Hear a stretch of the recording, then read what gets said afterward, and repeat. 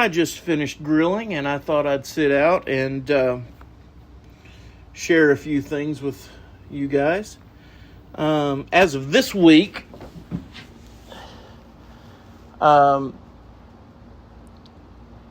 this week being the week you're hearing it, not the week it's being recorded, through the magic of technology. Wait, no.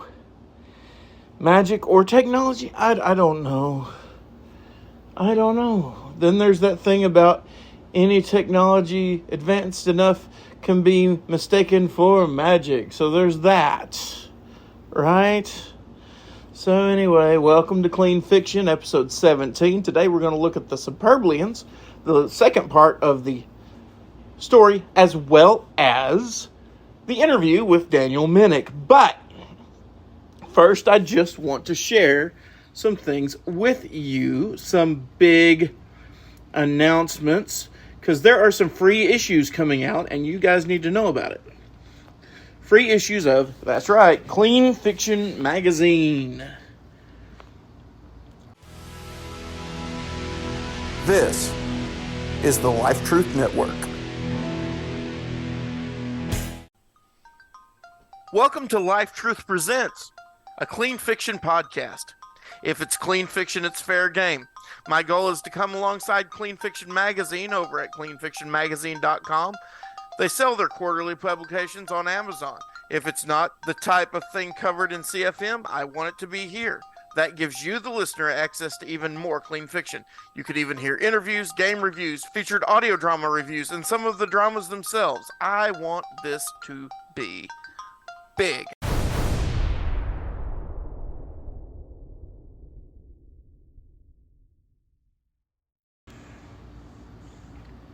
Friday to Sunday, July 26th through 28th, so that weekend, you can get the winter edition of 2023 free, absolutely free, as an Amazon ebook. On the weekend of the 2nd through the 4th of August, the autumn edition of 2023 is available in ebook form for free. On the week of the 9th through 11th, summer edition of 2023 is available as an ebook for free. During August 16th through 18th, the spring edition 2023 is available as an ebook with Amazon. Now, this one's special to me because that's my first appearance, I believe, if I'm not mistaken, in Clean Fiction magazine. So if you want to read the first episode or the first installment of the new advanced, more detailed Stronghold, that's where you'd go to get it, as well as some great reviews of some audio dramas that you may not know about. So, well, of course, you can get those through pretty much all of those. Now, on the weekend of the August 23rd through 25th, the winter edition 2022 is available. Now, that's going way back there.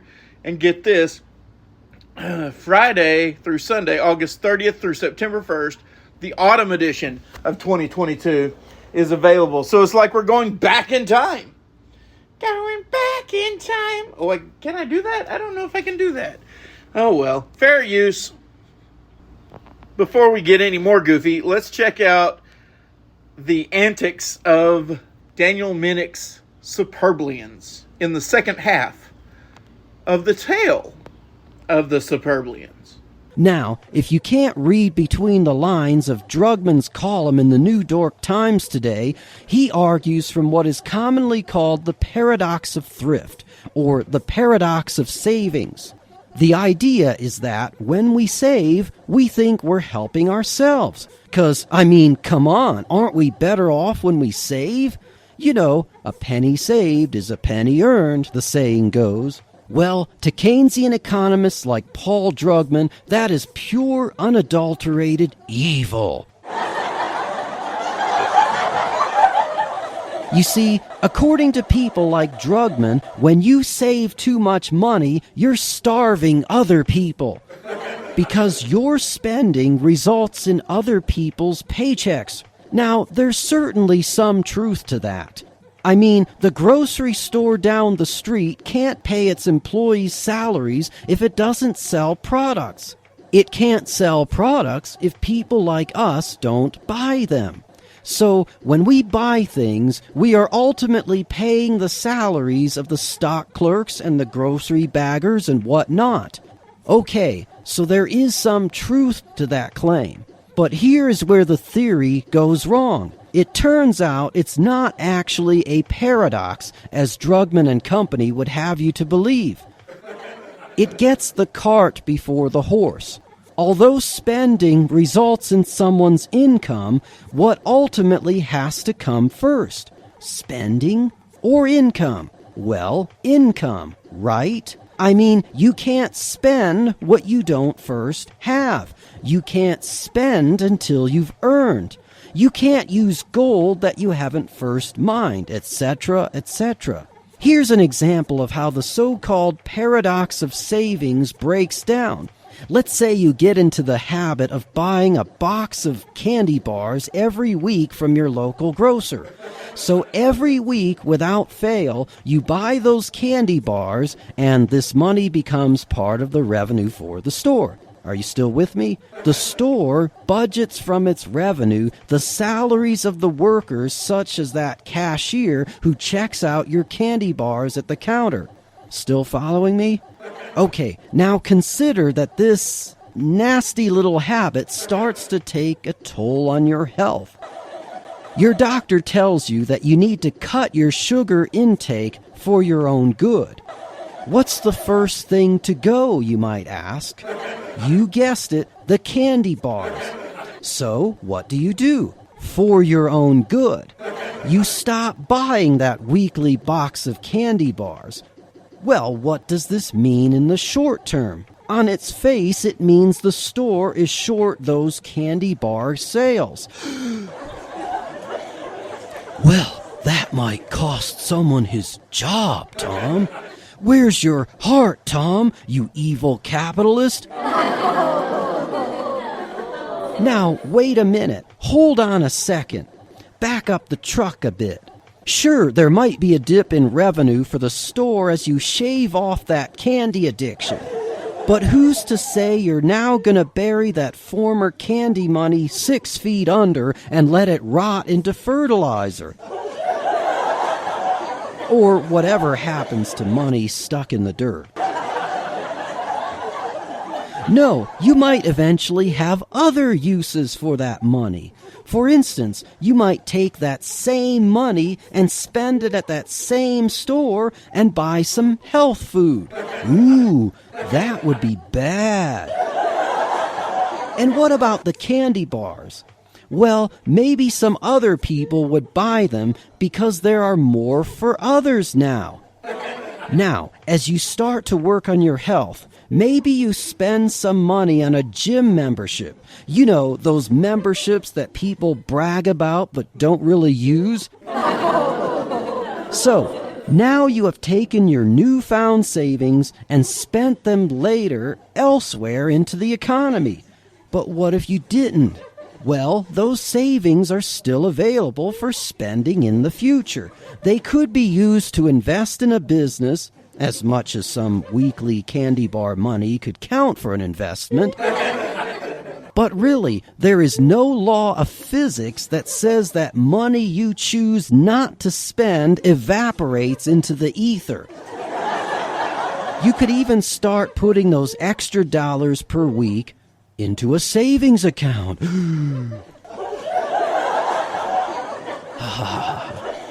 And what could the bank do with that money? Well, they could loan it out to a business trying to create something even more productive for the economy. For some reason, I have images in my head of Dick Van Dyke dressed as that old bank president.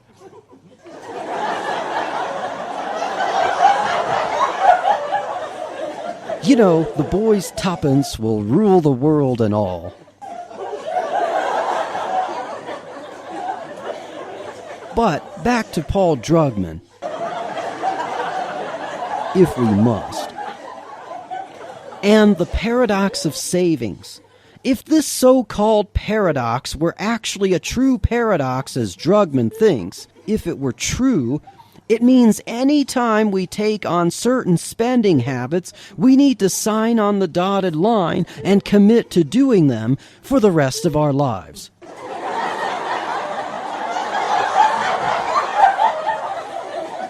Why, it's our duty to engage in indiscretion. It's for the good of the economy. I'm not saying Drugman wants everyone to be addicted to candy bars.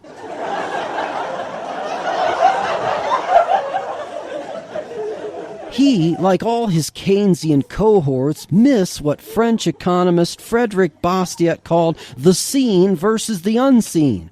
This was over 100 years ago, back when there were actually good French economists. What is seen is buying the candy bars. What is unseen is what you would or could use that money for instead of the candy bars. And all the professional economists who write for the New York Times get this wrong. They're so smart that they can reason entirely from what they can see with their own two eyes. They're not like us rubes who like to think about savings and alternate uses of money. You know, the unseen. But I'm here to tell you, don't believe the lies. What Drugman is suggesting in today's article is not only wrong, it's downright dangerous. He was wrong about the housing bubble, he was wrong about the lockdowns and welfare stimulus during that virus pandemic, and he's wrong about our extraterrestrial prosperity. Drugman thought everything was good when the Austrian economists correctly saw and predicted that we were in an unsustainable boom that would inevitably bust. Now, when all the signs point to real prosperity, increased savings, decreased debt, better health, much better wealth, even for the poorest among us, Paul Drugman thinks a crash is coming. Don't believe it. The Superblians have shown the world that freedom works. They're smarter than we are in the best way possible. They know how prosperity happens. They've lived it. They've shown that cooperation improves all our lives. As they compare to us, they reveal that our coercion and violence only enrich some while impoverishing others. Our economy as a whole gets poorer. And that's all central planning is, the ideas of a few imposed on everyone else through coercion and violence.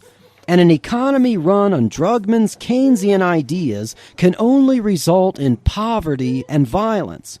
The think tanks and the bureaucrats think central planning works. They've got egg all over their faces, and they don't like it. And they're gonna fight tooth and nail to get their influence back.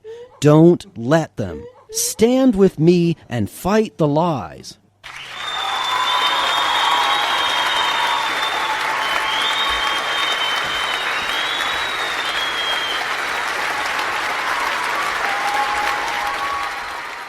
"Wow," blurted Jake. "I have never heard anything like this. This guy is funny, charming, and powerful." Immediately, reality hit as the voice from the truck interrupted. You are arriving at the convention center.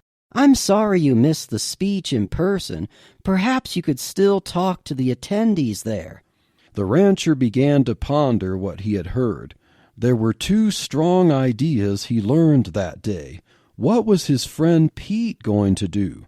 What would he think of the information from Dr. Nerfy and Dr. Words? And, most importantly, he was a simple-minded, church-going guy from the country. Things were about to change. Ideas were flying. What would his pastor think? Especially since a young Superblian couple have been faithfully attending services there for a couple of months.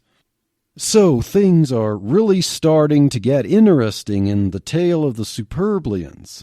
As Jake has now come to the convention center where Dr. Thomas E. Words has just given a riveting speech, we'll see what happens to Jake as he enters late. And what's going to happen that evening? And what's going to happen in the following days or weeks or months? Well, this brings us to the end of part 2. There is just too much to tell, so we are now going to have a part 3, where things will get really crazy. The Christian podcast community is a cohesive group of like-minded Christian podcasters proclaiming the truths of Christ with expertise and passion in the areas of theology, church history, Christian living, evangelism, apologetics, parenting, homeschooling, sermons, and much, much more. So check us out at christianpodcastcommunity.org. christianpodcastcommunity.org. One stop for all your favorite Christian podcasts.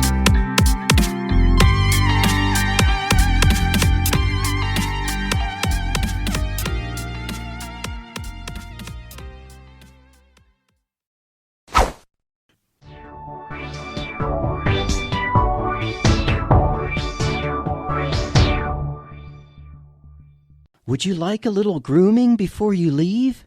Asked the system in Jake's new set of wheels. Jake had just reached for the door to exit his truck. "Oh, goodness, yes, please," replied the fumbling ranch hand. As robotic fixtures combed Jake's hair and straightened the wrinkles in his jersey, Jake pondered what would happen 15 minutes from now. What would the next day hold? How would things differ a year from now? The hoopla of the big thinkers made life mean more to Jake than a simple day's work. Good luck, the virtual companion saluted as Jake beamed from his vehicle and galloped to the convention center entrance. The scent of polished oak and fresh construction greeted Jake as he faced what seemed like an indoor palace courtyard. Although with plenty of space to spare, the center lobby brimmed with bustling uptown folk giggling, conducting business, and scanning rooms for conference sessions. Need help finding anything? Asked the college-aged woman seated 6 feet away at an oval-shaped desk and donning a badge with the word information on it. Jake stuttered, yes, and blurted with a chuckle, "My truck told me Dr. Thomas E. Words was speaking here." Okay, chuckled the girl respectfully. The screen below has the schedule of events, but let me check that for you. The ranch hand gulped, fearing he may have lost his opportunity.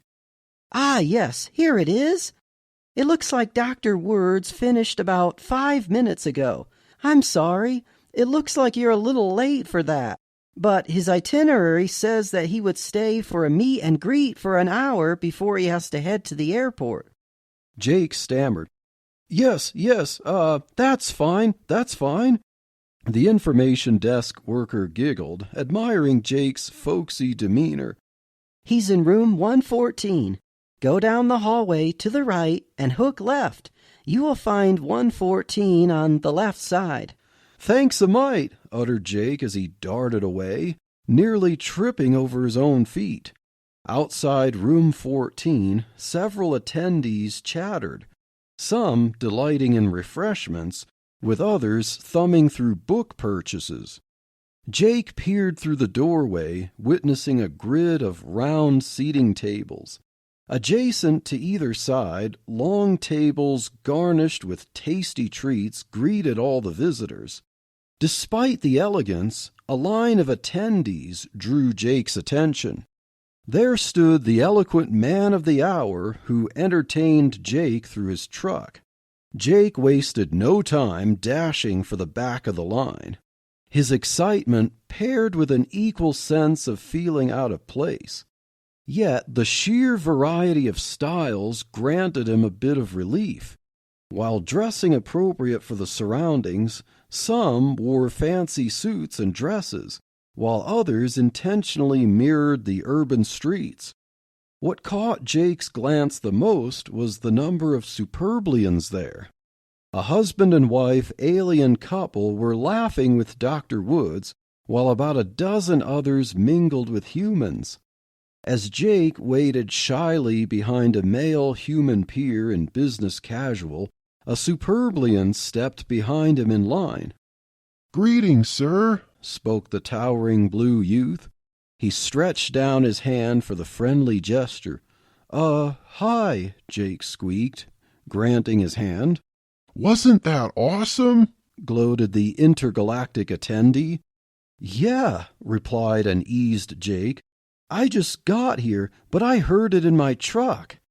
"At least you didn't really miss it," chuckled the alien as he patted Jake's shoulder.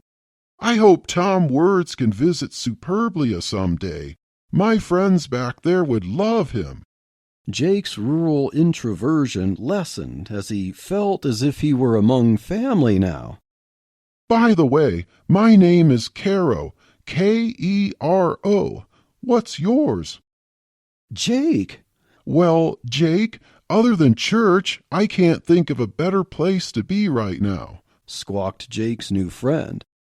"I think you're right," chuckled Jake. Jake and his new Superblian friend talked about the speech they both heard and what the future may hold for human and Superblian alike. The line seemed to vanish as Jake and Caro learned about each other's experiences. "Well, hey there, are you two related?"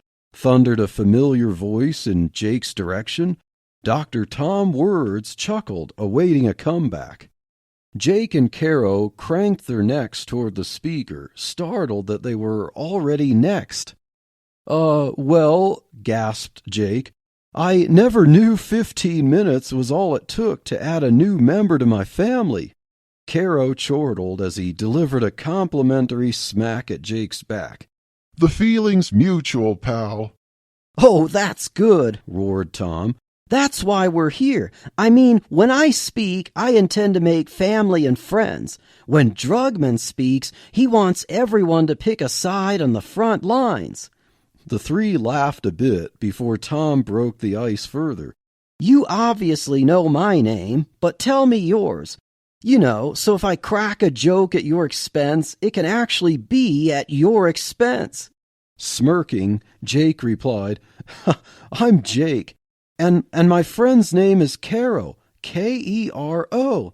"You got it," quipped Caro. "So, what have you guys got for me?" asked Tom as he planted a hand on Jake's shoulder and stretched the other one up to Caro's. "Yeah, this is all kind of new to me," muttered Jake, shuffling his feet. "I've never learned about all this stuff until today. But it seems like we can't ignore it because of Drugman. I talked to a friend this afternoon who's fallen for that stuff."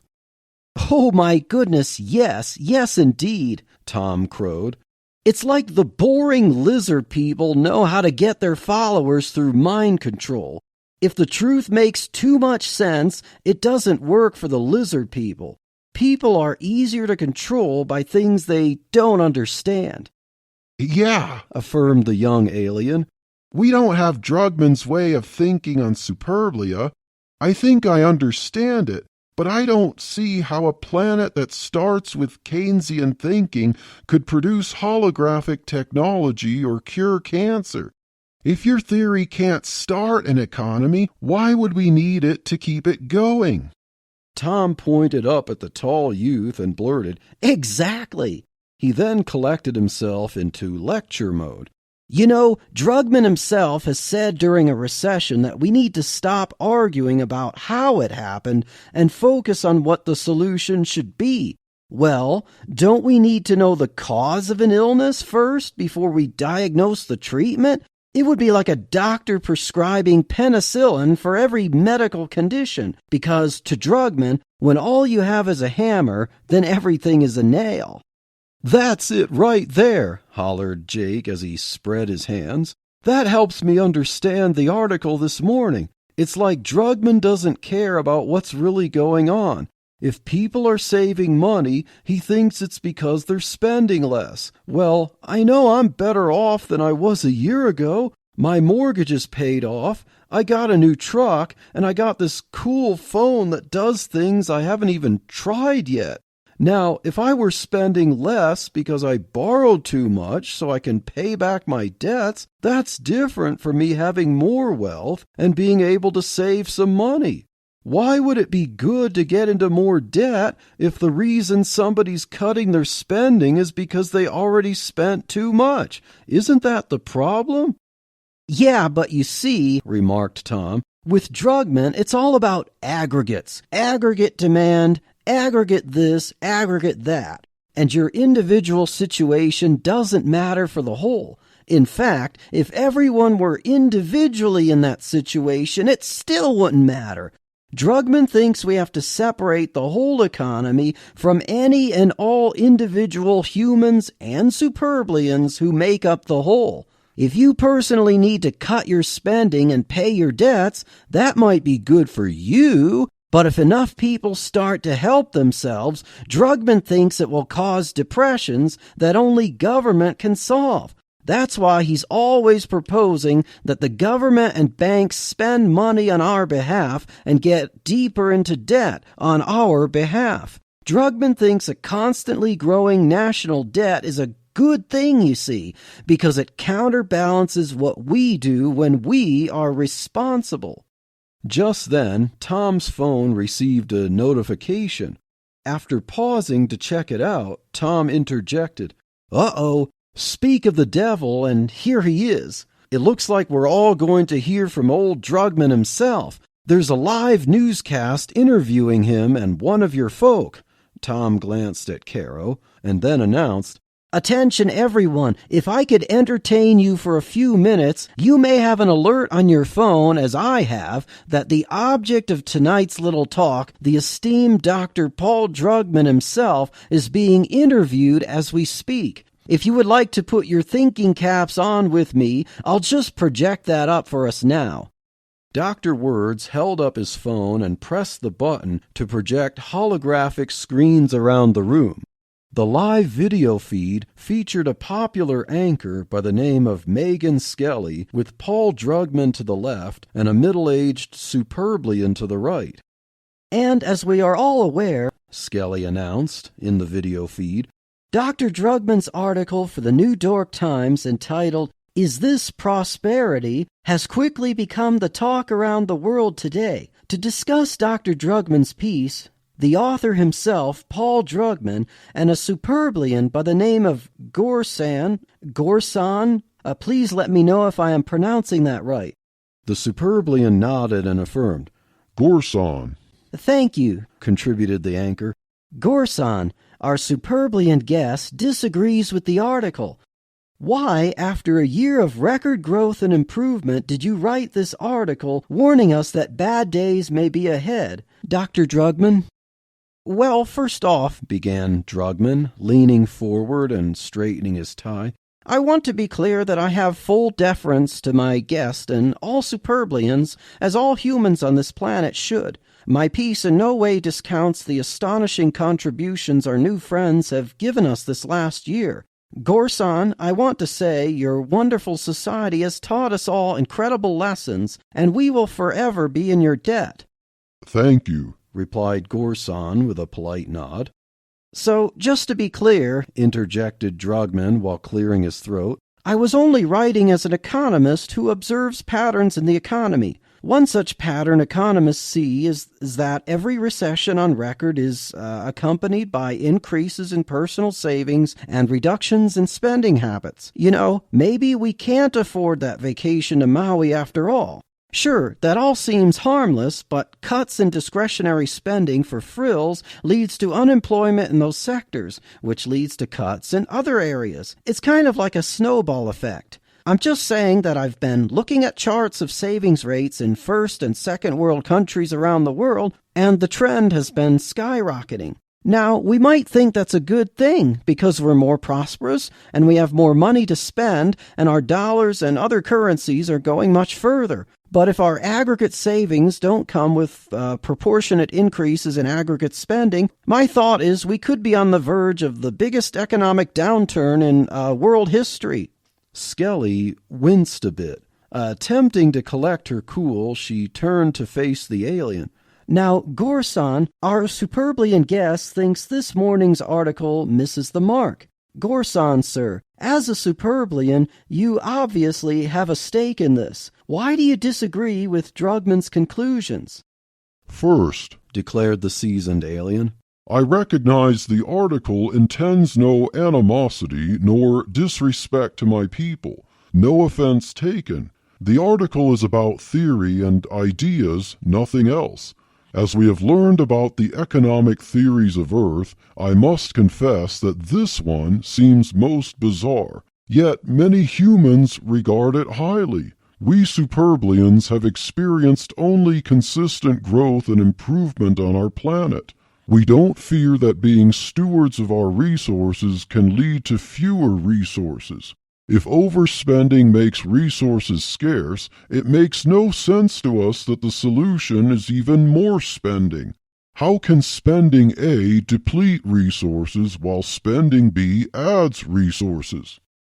Dr. Words and the audience in the convention room applauded. Brilliant! Shouted Tom. The anchor woman replied, Thank you, Gorson, our Superblian guest. Those are some interesting thoughts. So, Dr. Drugman, what do you think? If the Superblians who generously gave us some of their technology don't experience the kind of depression your theory expresses in the article, why should we believe your warning? Aren't we just experiencing sustainable growth even with those extra savings? Drugman sedated his unease, collected his nerve, and quipped, Well, I would like to say that I'm not going to argue with my colleague here over his own experience back home. It may very well be that Superbly is immune to the economic slumps we observe on Earth. Since they're obviously smarter than we are, perhaps they just so happen to do the right thing at the right time naturally to ward off any threat of a recession. I fully respect our friends here for it. The unfortunate reality is that we humans are not immune to destructive herd mentalities. We do need various forms of stimulus when we pull back our spending. I am merely suggesting the same solutions we have always applied in recent history when we are faced with the same problems we have seen before, namely an alarming rate of global savings that can indicate a global recession. I wish to point out, interjected Gorson, Dr. Drugman's theory doesn't distinguish between savings due to increased efficiency and savings as a response to prior inefficiency. How are they the same? How would you know economic growth if savings could never rise? The way I understand, as an economy grows, efficiency increases savings. This is a sign that life is now better. That's how Superblia was able to develop much of its technology. Efficiency. Efficiency means savings. Savings mean investment. Investment means more efficiency. That's the only cycle we know. From what I observe, your government creates problems by inefficiency, then thinks more inefficiency will correct the problems from the prior inefficiency.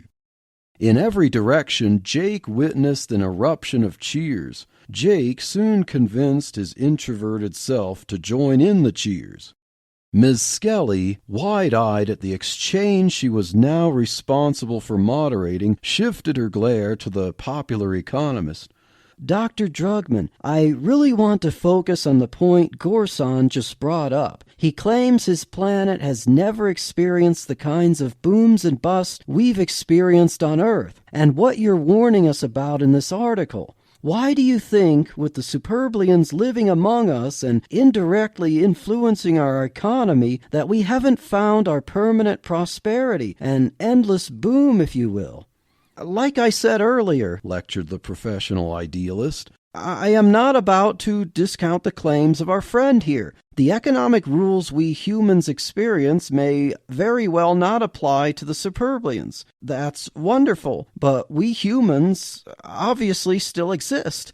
And although we have certainly benefited from our mutual activities with the Superblians, we aren't in any way less human than when we started. We can't wish away those economic rules. We can only live with them. And if our extraterrestrial friends really want to integrate with our economy without controlling us, as they have promised, then I am just humbly suggesting that we all need to learn about those rules and live together under them. There are certain activities like decreased aggregate demand that, quite frankly, could lead to some pretty hefty downward spirals, and fiscal and monetary stimulus, we have found, are often needed to counterbalance the effects. It was fiscal and monetary stimulus that got us out of the housing slump. It was the same thing that tided us over to get us out of the pandemic. I am merely suggesting, as somebody who studies trends and proposes solutions, that the signs are pointing that direction again.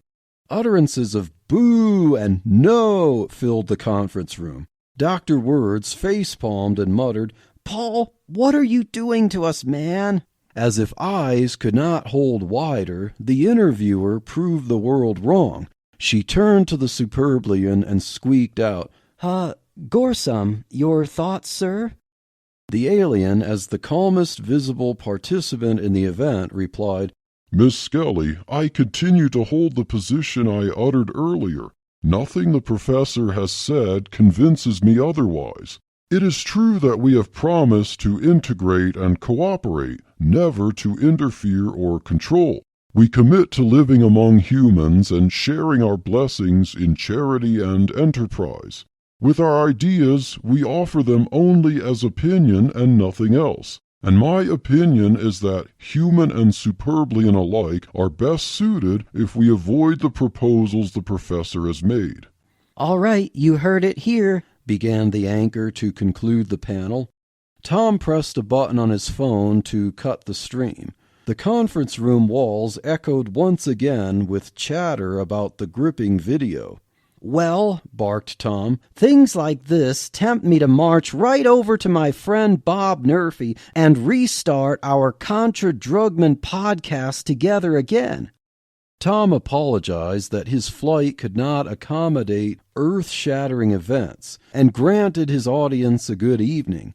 More than ever, Jake wished Pete could have been there to hear the other side, one that seemed to make much more sense to Jake.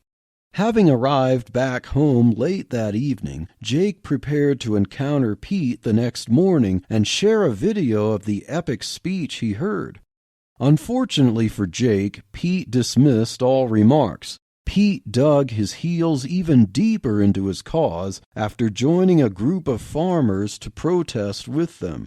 In fact, for Pete, so-called fiscal stimulus was just what the doctor ordered. Dr. Drugman, that is. It could subsidize the lack of aggregate demand for farming until enough farmers could find suitable employment. Government make-work jobs for farmers could be the bridge until the industry recovered due to technological improvements. After all, justice hung in the balance. But it wasn't simply justice. It was a solution to bring the country toward full employment, which, after all, meant a healthy economy. A week after the Drugman article began to stir household conversations across the world, self-proclaimed Democratic Socialist Senator Bernie Sanders proposed a $10 trillion tax bill, arguing that our society can no longer bear the burden of this level of inequality. Although we are grateful to our alien friends for what they have given us, we hope they recognize that all human beings deserve fair and equal treatment. But inequality in this country is higher than it has ever been in history, much higher. The 1% now has more wealth than ever, and they are exploiting the poorest Americans. They are squandering a growing economy for themselves at the expense of the poor and middle class. We now have a class of trillionaires in this country, while the poorest Americans only have one house and aren't getting ahead. What good is free food when that's all you have? Sure, you can live, but what kind of life is it when trillionaires take everything else away from you? Therefore, I propose a progressive wealth tax at a modest 50% of all wealth saved after applicable taxes on income and corporate earnings. Never before have the billionaires and trillionaires been able to afford such a tax, and never before could such a tax go a long way to ending inequality in America. Representative Alexandria Ocasio-Cortez introduced a similar bill in the House of Representatives. Both the House and the Senate hotly debated the merits of their own versions of the bill. The self-proclaimed conservatives in each house expressed their outrage at such highway robbery. They put their foot down and demanded that the bill confiscate no more than 40%. And increased to 50% gradually over 10 years. They also fought tooth and nail to slash the bill down to a modest $8 trillion and include pork barrel spending for the Pentagon. Senate Majority Leader Mitch McConnell offered the compromise version of the bill at $9 trillion with a wealth tax at 45% to be phased into 50% over 5 years. The plucky legislators finally passed the bill into law after deliberating over it for a grueling 3 days. Senator Sanders lamented, "Although I am obviously disappointed that the fat cats tried to neuter and slash the bill of its intentions and effects, I am nevertheless content that we have reached a viable agreement. Despite setbacks, this bill is a triumph for progress." A month after the bill became law as the Fairness Tax Act, it didn't alleviate the bad vibes many humans were garnering toward the cooperative Superblian race. The tax bill promoted the spectacle of punishing evil rich humans and Superblians alike. However, since the aliens were uniquely smarter and stronger than the humans, free enterprise had led them naturally to be top earners. The aliens found themselves perpetually on Santa's naughty list. The bill also included a raise in the minimum wage to $30 an hour, available to any state and subsidized by the federal government. Each state had to cooperate by enforcing the federal wealth tax to collect the minimum wage funding, of course. Although the Superblians were smart, they were no experts of human sentiment. They continued to be shocked, amazed, and confused as resentment toward them increased while they were also paying higher taxes. They were also responsible for the greatest acts of voluntary charity that would save the lives of millions of humans around the world. Yet, strangely enough, the fact that the Superblians earned or possessed more wealth than most humans could only earn them the stigma of greedy capitalists. Many Superblians, ever earnest to maintain human favor, decided to transfer ownership of some of their enterprises to human leaders and labor more closely with humans in lower-skilled jobs. Strangely, humans were shifting their praise toward the minimum wage jobs as the backbone of society, yet the employers who made those jobs available could only earn disdain. Why should we offer our highest skills and labor in exchange for animosity, they thought. Since the humans value these lower-earning jobs, they may value us more if we contribute our services there. Initially, the public did cheer the move of many Superblians to the honorable minimum wage sector. According to Senator Sanders himself, "Our Superblian friends are starting to see the light. They have much to offer Earth by working among us, not over us." For the hapless Superblians, the new social merit proved to be short-lived. What do you think happens when a bunch of aliens who are taller, smarter, and stronger than humans pour into the low-skilled jobs? Well, just like any job, those who excel tend to get preferential treatment. After all, output depends on input. The well-intentioned maneuver only led to further backlash. Superblian influx into minimum wage jobs made fewer of these jobs available to humans who needed them. Joining the farmers and other groups priced out of their steady labor, workers' unions took to the streets with pickets and signs. "Jobs for humans," shouted the flustered protesters. "Traitors," bore some signs directed toward human employers who preferred to hire alien workers. "Where's your humanity?" many shouted outside the doors of corporate headquarters. Others more mildly expressed that justice and equality meant giving humans and Superblians the same opportunity for jobs regardless of their capabilities. But what business wanting to be productive would purposefully undercut their own productivity by an estimated 90% to hire a human over a Superblian? I mean, you might as well hire a Chihuahua and call it charity. Some of the bolder voices on the streets decried corporate fascism for the inequalities. Some wealthy Superblians tried to restore positive human opinion by announcing generous voluntary donations to healthcare and disaster relief organizations. But the lobbyists and protesters weren't interested in voluntary anything. Income mattered. Position mattered. The Superblians still held proportionately better jobs. Wealth mattered. Perhaps some wealth could be excused if the Superblians voiced their commitment to political causes of equality at all costs. But how could the Superblians pretend to support causes they believed were flawed and destructive? Protests progressed to vandalism and riots. Superblians tried to explain what they believed to be true, but many human minds were simply not open. Perception guided interpretation. Reasoned discussion was an excuse to cover up oppression and inequality. Only Jake and the grassroots cadre of freedom lovers seemed to see through the fog of hostility. What could the disenfranchised Superblians do? Now, nearly a year after an article in the New York Times stemmed the tide of public opinion, the aliens found themselves unable to overcome an awful caricature. Zorg was a fearless but beloved leader and wise father figure to the alien sample on Earth. He arranged a holographic meeting with his kin to determine the fate of their accommodations on Earth.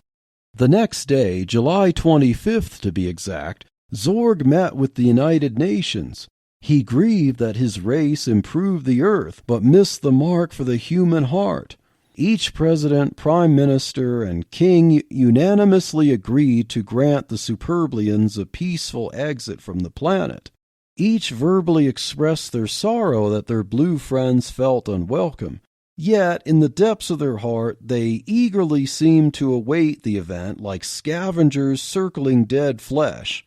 1 week was enough time for the Superblian population to gather everything they deemed their property, yet they generously gave up more than a reasonable share. Many humans callously accepted the charity as if the wealth of the Superblians demanded that they give it. Back to the site of the original sighting, in that open field in rural Kansas, stood Jake to wish his new friends goodbye. Zorg announced their departure as such. My friends on Earth, our experiment comes to an end. By all our studies, we believe this planet could be our second home. We saw all our lives together improve. These 2 years around your sun have shown us ups and downs. We wish we understood where we went wrong. Perhaps our God intended we live on separate planets. We wish only for your prosperity as we covet your well wishes to us. And with that, we bid you farewell. Jake whimpered as he hugged his friend Caro one last time. Glaring at the spectacle, Pete stood several yards away. Brushing a tear from his eye, the opinionated rancher friend convinced himself that separation would ultimately be best for both sides. The crowd of tens of thousands watched their close encounter of the fourth kind disappear into the sky. For the size of the gathered humans gracing the scene, one could almost hear a pin fall into the grass for the next 5 minutes. The last 2 years now felt like a dream as the inhabitants of Earth stumbled like mindless sheep trying to figure out what normal would now be. All prepared their hearts for change, and change there was. Firms once under guidance from wise Superblians went bankrupt. Shrewd investors bought them for pennies on the dollar, but their operations and profitability were never quite the same. Even the smartest humans could not fill the knowledge gap for how to run the technology and miracle cures the aliens introduced. Once the marvelous devices broke, no repair service could renew them. Governments around the world demanded citizens turn over their working extraterrestrial remnants, lest their loyalties change, of course. Living standards slowly tapered back to the levels they were 2 years ago. Because the Superblians were no longer around as a high tax base, governments reluctantly and gradually scaled back the wealth tax and redistribution levels. The silver lining seemed to be that farming and other professions, once quickly obsolete, began to make a comeback. Food prices soared as people now needed time and money to produce crops again. Most humans tried to ease their consciences over the turn of events. The economy now faced a recession, contrary to Dr. Drugman's thoughts. But greater equality, more aggregate demand, and higher employment convinced less informed citizens they needed to recognize the illusion for what it was. Now, as we count our story's progress in years, we shift forward yet again 1 more year. We now arrive at an ordinary day, 1 year since the Superblians bid their farewell. Jake rolled up his sleeves for an ordinary day of ordinary work on his ordinary ranch. Before the sweat began as Jake bent down to tend some hay, he witnessed a shadow on the grass coming from his right. He lifted his eyes to see a familiar face, wide-eyed as once before. "Why, Pete!" our protagonist gasped as he positioned himself erect. "What's up?" Pete stood as if he had seen a UFO before it was normal, his pupils dilated unnaturally. "Whoa, Pete, are you okay? What's got your gander?" Pete fidgeted his fingers because words failed him. After 10 seconds, he managed to crack through. The raspy words sounded something like this. Jake, did we just make a huge mistake?"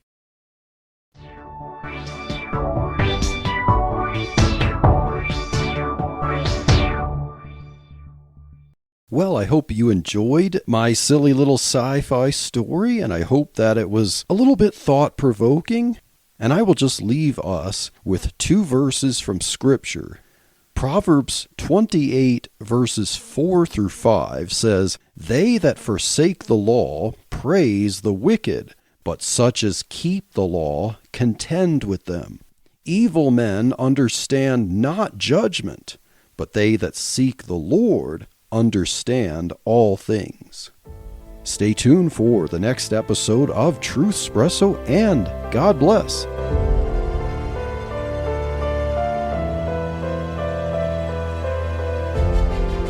Thank you for listening to this episode of Truthspresso. Be sure to subscribe and rate it on your favorite podcast app. Truthspresso is a member of the Christian podcast community. Check out other great faith-building shows at christianpodcastcommunity.org.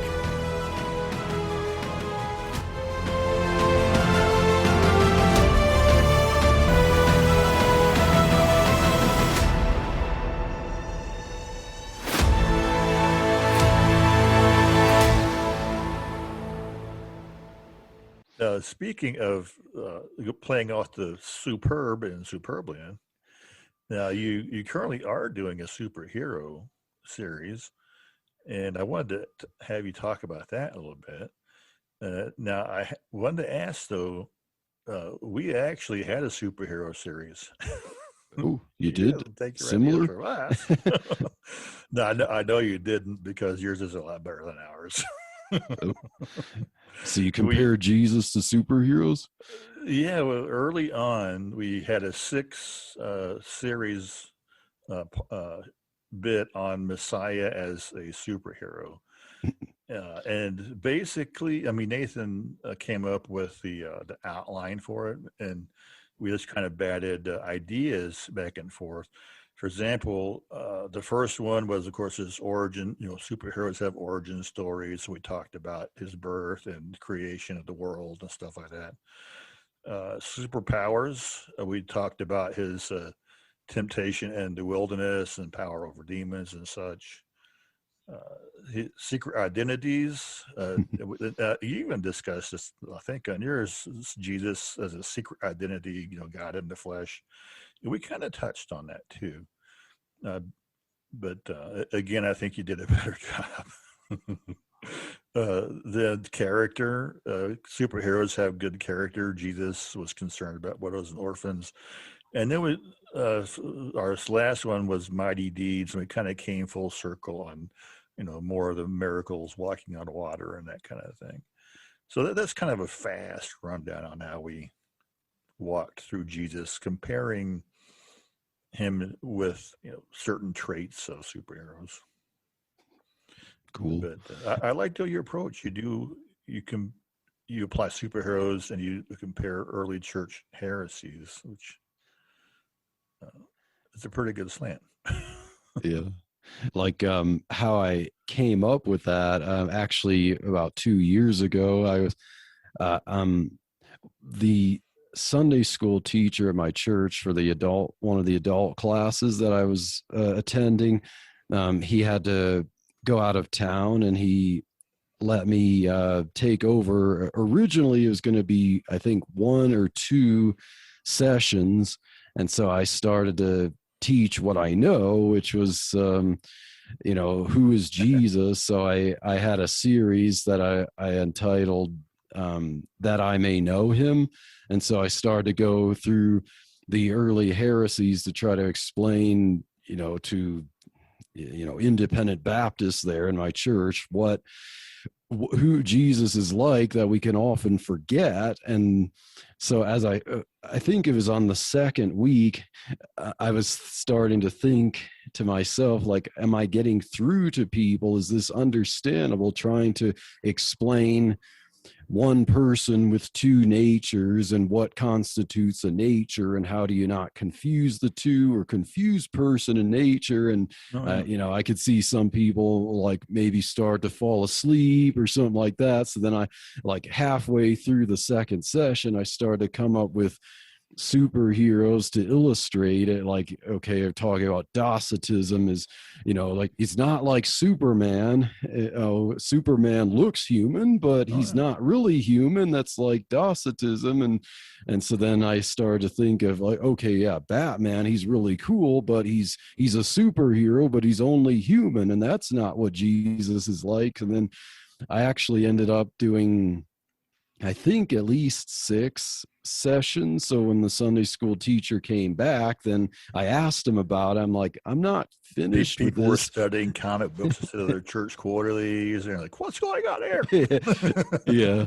So then I started to look up, like, I think I think I could figure out a superhero that would illustrate each of these. So then I talked about, you know, Superman as Docetism, Batman as Ebionism and Socinianism, and then, like, Arianism, I kind of thought of Thor being, you know, the son of Odin, and then let's see, what did I go to next? Then you know, it was Iron Man, wasn't it? Iron Man, yeah. So I did Iron Man there and explain, okay, like, think of it as a reverse Iron Man. You know, Jesus is not just in a human suit driving it around. What is a full human nature composed of? And then there's the Hulk. For Nestorianism, he's not like Jesus two smash. personalities. Yeah, I explained that. So I'm like, Jesus is in the boat, which I'll probably do when I get to that episode. When Jesus calms the storm, it's not like the Hulk comes out and says, "Peace, be still," and then, eventually, then when it's done, the disciples say, "What manner of man is this?" And then Jesus kind of comes to himself, like, "Wait, did I just do that?" Yeah. Like the split personality. And then I think I had Spider-Man as Eutychianism, the two mixture of the natures, but then I actually started to do like go after that and do like on monothelitism, like one will instead of two wills. And I came up with the idea of Dr. Octopus from Spider-Man. I really tried to find a good guy, a superhero to illustrate it, but I couldn't think of anyone else besides Dr. Octopus with the inhibitor chip to inhibit his human will and have only the divine will, the divine will of the legs there. Yeah. So I'll still do that for this series, but I do want to say, because it was brought to my attention that someone actually did write a book about this. I think his name is Todd Miles, and he wrote a book called Superheroes Can't Save You. So when I became aware of this, I started to look at the superheroes that he used, and I'm like, really? He used the Hulk and Spider-Man and like Batman and Superman, and I'm like, yikes, I'm thinking the same thing that he is. Like, I better, so like when I record the next episode, even I'm going to do it on the Green Lantern. I thought of, oh yeah, the Green Lantern works for adoptionism. And then finally, like, he did the Green Lantern too. Like, I better let the listeners know that someone did this. And, I didn't intentionally copy him. Yeah. I know. It's like, who else do you illustrate some of these with? But I'm instead of Spider-Man. Each superhero has their personality and their own set of super traits, and each of those heresies has their own types of characters and traits. I mean, it would just be, you would think, as simple as taking a personality test, that anybody who is wise to it would figure it out, and it sounds like you have. Now, one thing I'll say is sometimes the names of the old heretics, I don't know who they are, but through your explanation, it's like, I can see the heresy you're describing, and you can also see it hasn't gone away.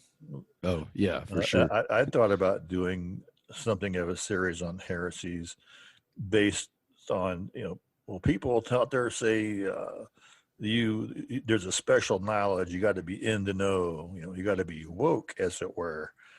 If you're not woke and have this knowledge, well, that's Gnosticism. That goes way back. It's even mentioned in the Bible, I think, not to do with that. And just kind of start with today. Oh, it's this new thing, new age, yeah.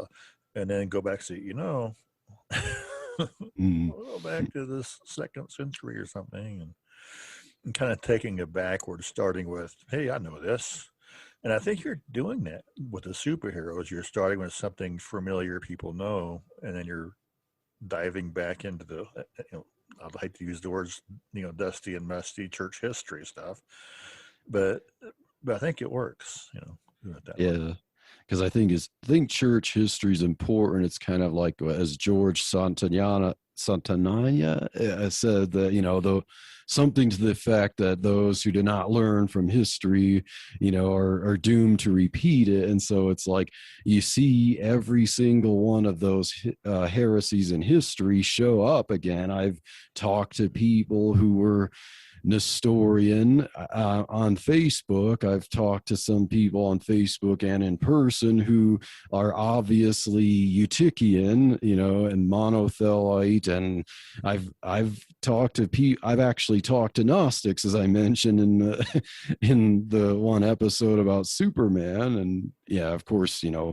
I don't know if you ever heard of Sir Anthony Buzzard, who's a Socinian that James White and Michael Brown debated. It's like that's like the Batman heresy, and yeah, and like I said, sometimes the names of the labels. I guess maybe it's just me. Sometimes the labels kind of don't stick, but the description of what they mean do, which maybe it's a bunny trail, but it reminds me of John the Baptist when the people come up, "Are you the prophet?" "No, I'm not the prophet, but I do this," and he describes exactly what the prophet was predicted that was going to happen. He didn't use the label because he didn't want the baggage or the confusion, but he said, "This is what I'm doing. You decide." So I'm more of I can grab the description, whether the label's there or not. But it's good to have those labels because for people who that matters, and you have something to call it. Yeah. So, like with those superheroes, I don't know if you kind of can see the trend in history. It's almost like a pendulum. It's like, oh, he's only fully divine. No, he's only fully human. No, he's this. He's partially divine or whatever. No, he's partially human. Oh wait, no, no, there's okay, he has the two natures but they're split. No, okay, that's wrong. Oh, he has the two natures but they're mixed together, and stuff like that. There was I think it might have been the recent one on Iron Man, but I don't remember. It might have been the previous one about the two natures, and when one of the early debates was I think it was Iron Man. It was Jesus that's God in a suit, Yes. Was there really a mental intellect inside there named Jesus, or was that just God like a puppet? Yeah, God operating a human body like a machine type of thing. Yeah, like a puppet or something. Yeah, or a suit. Yeah, it's like actually when the man Jesus was actually in a coma and it was God like possessing him like a spirit. That's kind of, I guess, the concept of that heresy. And I know early on, and everyone progresses in their Christian walk and they develop, and for a while I thought stuff like that. I thought, well, I guess that would work, but it didn't always explain things satisfactorily. Yeah, I could say I thought about that too, and I was like trying to read about who Jesus is to in apologetics and stuff, and I encountered Apollinarianism, and when I read the description about it at first, I thought, like, what's wrong with that? Like, I think a lot of mainstream evangelicals tend to think like an Apollinarian, that Jesus is like Iron Man, reverse Iron Man. The incarnation is God took on a body and is walking around on the earth. And so when I read the description of that, at first I thought, what's wrong with that? Why is that so bad? And then I read Gregory of Nazianzus' writing, and it's like, oh, wow, he makes a good point there. Yeah, what is not assumed is not healed. And I'm like thinking, wow, these early church apologists, these writers were like, they were so focused on substitutionary atonement. And then as I read about all of these heresies and the how the apologists would explain things, like everything always had to do with substitutionary atonement. Like that was the thing. And so then I realized, as I mentioned in the last episode, like, and when you think like a philosopher, you're thinking about, like, how do I explain the metaphysics of something? If I can't understand the metaphysics, then it can't be true. And what, how do I explain God walking on the earth? And then I explain, like, Christianity is all about why he came, and you start with why he came, what was the purpose, that actually then leads back to, well, then who is he? That's and if here's another thought maybe along that line, is if the end purpose was Jesus was going to be the suit of flesh, as it were, for God to hang on a tree and be the atonement, well, why did he come as a child? Why was he born as a baby? You might say, well, duh, that's how people are born. Well, look at the Old Testament. Jesus made appearances through there. I mean, theologians will point out all kinds of places where, oh, that's Jesus, and here's Jesus. Whenever was it Joshua met the man in the warrior, and he says, "Are you for us or against us?" He says, "I forgot." Yeah. That was Jesus. Okay, so Jesus, if he wanted to, he could show up fully formed, fully grown, do his thing, button heads with the theologians, hang on the cross. Why did he have to come as a baby?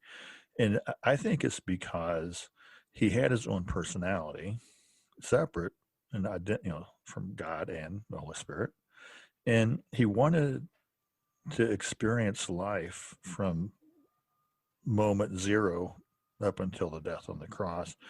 And I think because he had his own intellect, you have to ask, when does your intellect start? It starts when your body develops. It starts at birth or conception. And I think he had to be born starting from being in Mary's womb, because that's when life starts. That's when your mind attaches to your body. And when you die, your mind, I guess, unattaches to your body and goes to what comes next. And so, yeah, he did have to. I mean, he was God in, what's the word? Attributes. But he was fully man as far as the human experience goes, Yes, and yeah, to answer the question about, well, why did he have to do all that? Why did he have to be born and be a young child in the temple and grow up and do the whole thing with whatever bar mitzvah and stuff like that? It's like, it's all about substitutionary atonement, and substitutionary atonement isn't just the death on the cross. Even if you look at church history, you look at Irenaeus of Lyon, the apologist who wrote against heresies. Now, we'll point out that he wasn't correct in that he believed that Jesus died on the cross. Jesus was about 50 years old when he died on the cross, but his reasoning for it was, he had to be old enough to get through every stage of human development. Like, there was so much focus in the early church about substitutionary atonement, even to that point where Irenaeus thought like his life couldn't end too early because he has to go through every stage of human development, including a certain age and stuff. But yeah, part of it is that he couldn't be the substitute unless he were truly human. Now, if he just appeared on the scene, even had a body of flesh, like, okay, now it's time to die, that wouldn't work. As Paul said in Galatians 4:4-5, that I quote in several of those episodes, God sent forth his son, born of a woman, born under the law, to redeem them that are under the law. Like, so obviously he had to be born as one under the law. He had to be fully human.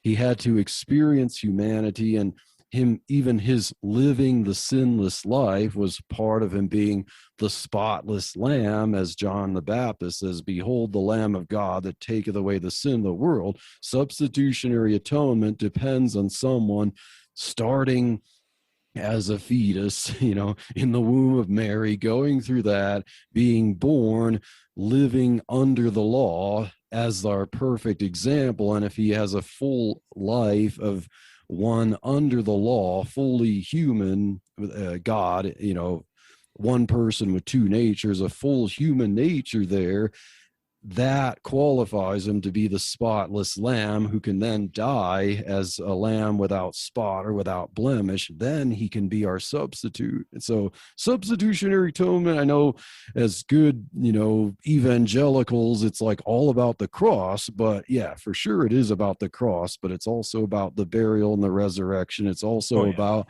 him having to live a full, perfect life under the law, born of a woman, born under the law to redeem them that are under the law. So his whole life, his ministry, his miracles, his teachings, everything was all in that package of being of the substitutionary atonement. Because I mean, how could he really pay that price unless he was the full package? I think it's Andrew Rappaport is always saying that to pay an eternal price, you have to have an eternal being. The body was the body of a man, but the eternal being is what makes it the substitutionary atonement, because God is actually, God's a spirit. He doesn't live and die like we live and die. But if he could do it, he would, and he did. Yes. Oh man. Yeah, there's a lot to learn there with superheroes and heresies. And like I said, all these things, that you mentioned is like, at some point in my Christian walk, it's like, trying to make sense of it. It's like, maybe it's this. No, that doesn't sound right. Maybe it's that. But like I said, early on, there were really smart thinkers in the church who really hashed this out. People like to say, have what's it called, chronological snobbery. Oh, they were so dumb back then. They didn't know. Well, they did. They were a lot smarter than what you think they were back then. And they had it figured out. But the heresies keep coming back. Yeah, if you read Athanasius's On the Incarnation and against the Arians, you see that a lot of the arguments we use against the Jehovah's Witnesses, he was using against the Arians. So, we stand on the shoulders of giants. We just need to recognize what history provides us and benefit from it. Yeah, and I've never been much to study church history. Being a good Baptist and all, Yes. You just read the Bible and you go from here, and that's good. That's good. Mm-hmm. But it does pay, because all of a sudden you're out in the world and somebody slams you with something like the Epicurean argument about why is there evil in the world. You're like, that almost makes sense. But when you start digging into it, it's like none of it makes sense. There's four points to that argument, and the only one that even is directed towards is the third argument. And all that does is ask the question. It doesn't prove anything. It just makes the question worse. I don't know. I just briefly to describe that for somebody who doesn't know what that is basically the statement say that if God is either good and powerless, therefore there's evil, or he's malicious, even though he has power, therefore there's evil. The third question is, so why is there evil? And then the fourth question, I forget what it is, because by then you lost me. Mm-hmm. Because the important question is whether there's a God or not, there's still evil. And if you want to say there's evil, so therefore there's no God. Okay, great. There's no God. Now tell me, why is there still evil? You just proved there wasn't any God. So I'll tell you, it comes from the same place. Read Genesis 3. Yeah. Evil comes from humanity. It doesn't come from God. Yeah, for that type of question, that type of challenge, then it's like you go into presuppositional apologetics and then ask, well, if God doesn't exist, then how do we even define evil? It's just your opinion, and you have no absolute standard to which to appeal to say that this is right or wrong. And these kind of alleged new challenges, no, they're not new. And it's good to read the Bible and live your life and be good disciples. But once in a while, you'll find somebody who tosses a stumbling block. And if you examine it, it's like, and you read church history, it's like, this has been around for so long. You just have to, be aware. It's nothing new. Yes. Oh, man. Well, I guess we've been talking for quite some time. I don't like to have a super long show. I think this might be a good spot to officially wrap up. And I know Nathan Caldwell has one last thing he wants to say here. Well, Daniel, I wish I could have been available to discuss with you guys in person. I'm glad you got to be on. How can people contact you?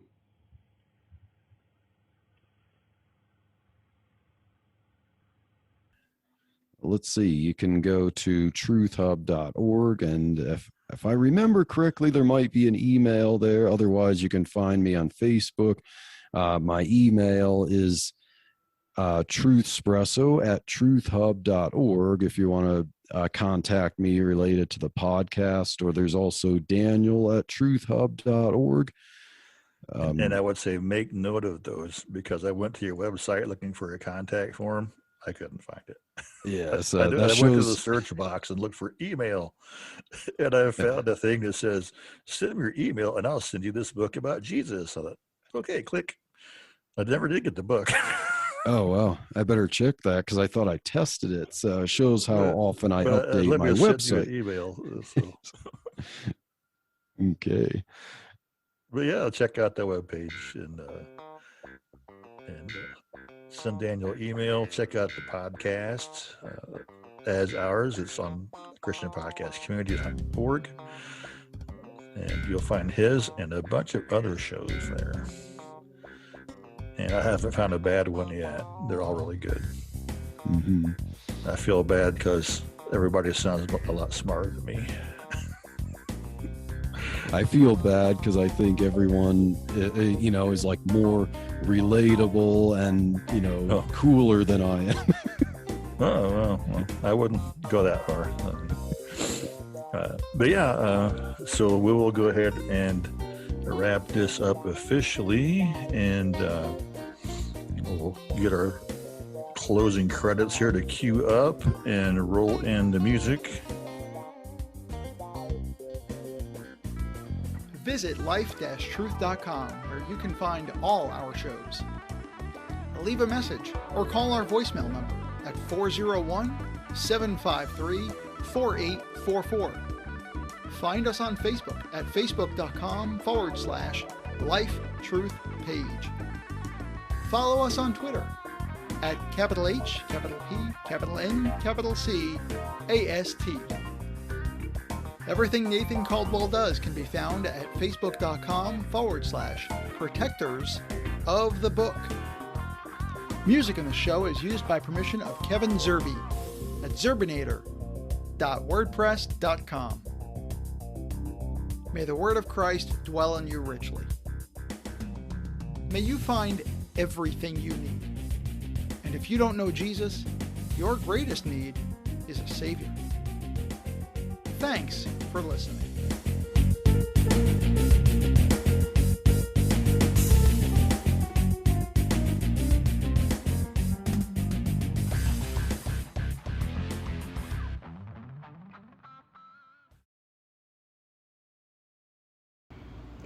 The ending of this was kind of realistic.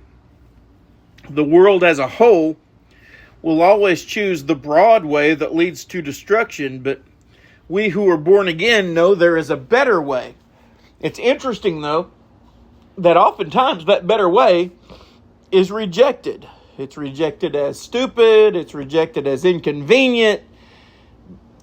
For whatever reason, it's rejected. But when the Holy Spirit gets hold of you and lets you know Jesus is who He says He is, God in the flesh, who came down to earth, lived a perfect life, died on the cross for us, 100% God, 100% man, yet 100% perfect and sinless. But He paid the debt for your sin and mine if we would just trust Him, ask for forgiveness of sin, and trust Him because of His death on that cross and that resurrection that came on that third day. He saved us. Jesus said at the end of the cross, the crucifixion, he said, "It is finished," which means tetelestai, which means paid in full. For the non-fiction of the episode, check out the Christian Podcast Community at christianpodcastcommunity.org. You'll find tons of great podcasters with some great content.